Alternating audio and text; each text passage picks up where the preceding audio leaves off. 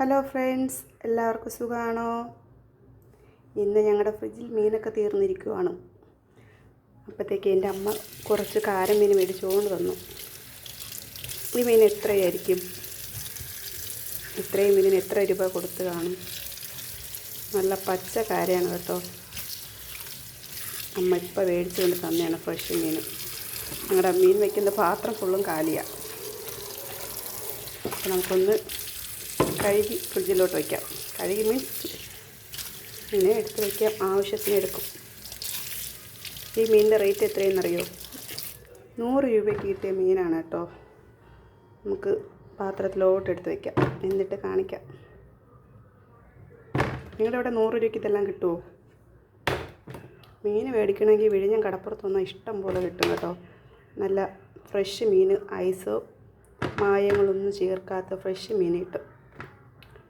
വിഴിഞ്ഞം തുറമുഖം കേട്ടോ.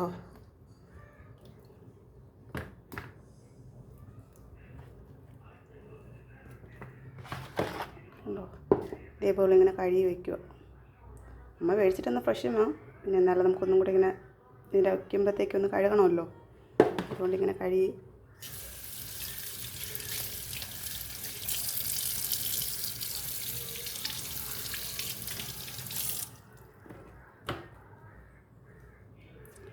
ഞങ്ങളുടെ ഇവിടെ ഈ മീനിൻ്റെ പേര് കാര എന്നാണ് കേട്ടോ.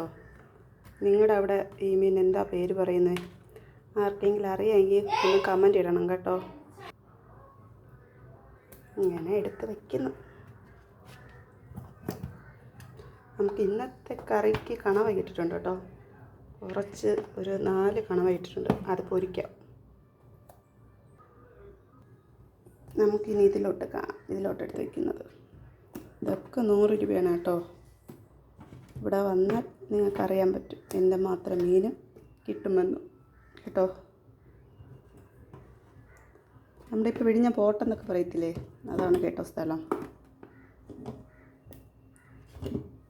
ഇതെല്ലാ മീനും 100 രൂപയ്ക്ക്. എങ്ങനെയുണ്ട്? പിന്നെ മഞ്ഞക്കാര എന്ന് പറയും കേട്ടോ. ഞങ്ങളുടെ ഇവിടെ മഞ്ഞക്കാര.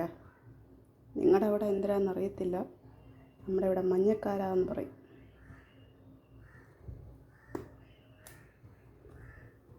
കേട്ടോ, ഇത്രയും മീൻ 100 രൂപയാണ്. എങ്ങനെയുണ്ട്?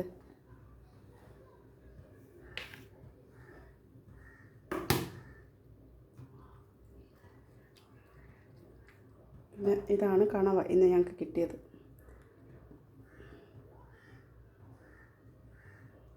മീനെടുത്ത് ഫ്രിഡ്ജിലോട്ട് വയ്ക്കട്ടെ. ഓക്കെ, ഇതുപോലെ വീഡിയോസ് വരുവാണെങ്കിൽ കാണാൻ മറക്കല്ലേ കേട്ടോ. 100 രൂപയ്ക്ക് ലാഭമാണോ നഷ്ടമാണോ എന്ന് പറയണേ കേട്ടോ ഫ്രണ്ട്സ്. അപ്പോൾ വയ്ക്കാൻ പോവാണേ. Tata, bye bye. ഒരിക്കൽ കൂടി പറയാം, ഇത്രയും മീൻ 100 രൂപയാണ് കേട്ടോ. സത്യമായിട്ടോ.